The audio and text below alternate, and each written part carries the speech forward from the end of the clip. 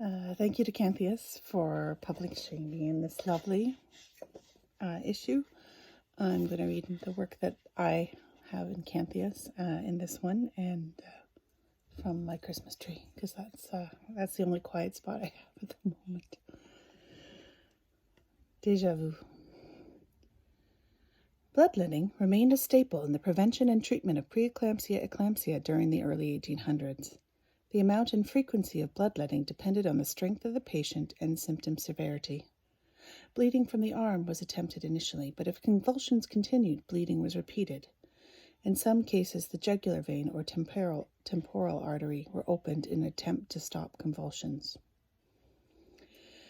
Between pregnancies, I went for an assessment because I was unwell, and I suspected it was postpartum depression. I have a significant history of depression. They always want the ticker tape past history. I hate telling it. I can see in their faces how long it is. I can see in their faces the hard math. This particular psychologist stops listening once I mention the history of self-harm. I clearly have borderline personality disorder. I don't. She does not refer me to help for my postpartum depression. She suggests I seek out psychological therapy aimed at people with borderline personality disorder.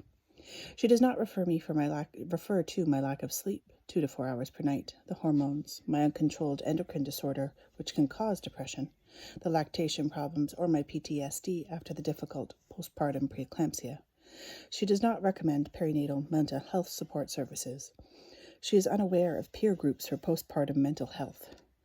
She does not acknowledge that self-harm can occur for reasons other than borderline personality disorder. She does not look me in the eye. She stands me up on the second consult, forgets my appointment. I call to say I won't be coming back. I go to my family doctor and ask to be put back on my antidepressants, even though they're their Class C drug. Unknown, and I'm still nursing. She weighs the risk-benefits, agrees. I improve markedly after just a few weeks back on my medication. I do not self-harm.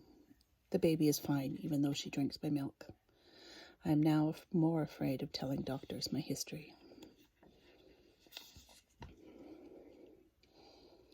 Déjà, entendu. Sudden flash, eclampsia of lightning. Nearly all the deities of lightning are men. There are almost none that are female.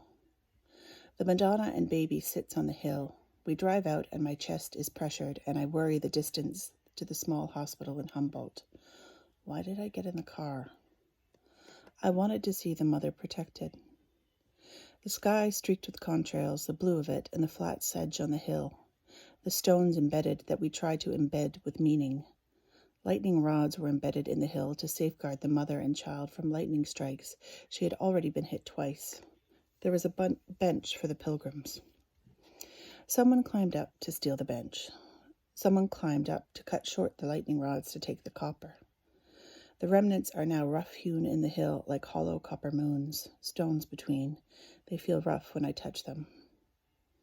The mother and child are exposed. They latinate out sayings of compassion to the sick on the side of the plinth. I leave a dime on the hill. The hollow moons upset me. The hill itself was important to the local indigenous community, but the whys of it are not recorded by the monks, or deliberately misremembered. It's why the Madonna sits here. The father thinks it might have involved a girl who was buried on the hill. We overlook the fields. The stones in the hill speak. We can't hear them properly. Thanks very much.